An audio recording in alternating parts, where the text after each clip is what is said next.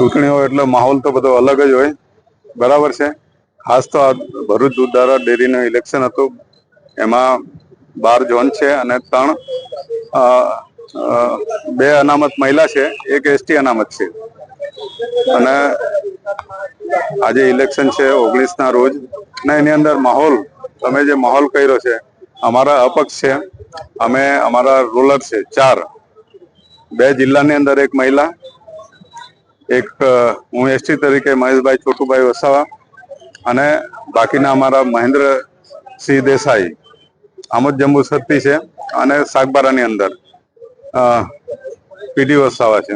એ અમારા 4 જીતવાના છે, અને અમે 100% જીતવા। અમને અમારા મતદારો પર ભરોસો છે, અમે મતદારોમાં કેમ્પેન કર્યું છે, અને મતદારોએ અમને વિશ્વાસ અને ખાતરી આપી છે, જેથી આ ડેરીની અમે રક્ષા કરી શકીએ।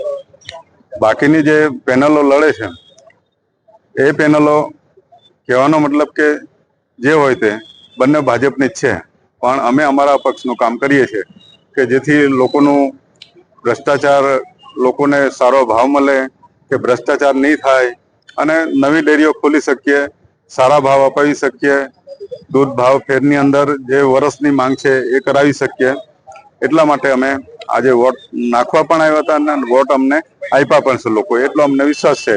આવતીકાલે એની ગણતરી છે, અને એ 4 ઝોન અમારા જીતવાના છે। જીત્યા પછી તમારી રણનીતિ શું રહેશે?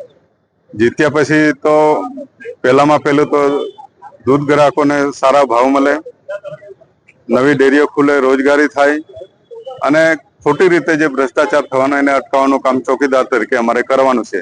અને બાકી જે સમીકરણો આવશે, ત્યાર પછી ચેરમેન, વાઇસ ચેરમેનના સમીકરણો આવશે, એની અંદર અમે આગળ જોઈ લઈશું। બંને ભાજપની પેનલ છે, તો તમારો ટેકો કોની તરફનો છે? બંને પેનલ ભાજપની છે, તો તમારા ઉમેદવારો જીતશે તો તમારે ટેકો કોની તરફ? જો એક વસ્તુ જ્યારે અમે ઇન્ટરવ્યુ કર્યું છે, એક વસ્તુ ક્લિયર છે કે અમે ઘનશ્યામભાઈ જોડે આટલા સમયથી રહ્યા છે, ડિરેક્ટર રહ્યો, વાઇસ ચેરમેન રહ્યા છે, એમની સાથે સ્વાભાવિક છે કે એમની સાથે અમે વહીવટ કર્યો છે, ચલાવ્યો છે, પણ અત્યારે અપક્ષ છીએ, એટલા માટે અમે એમના સપોર્ટમાં રહીશું।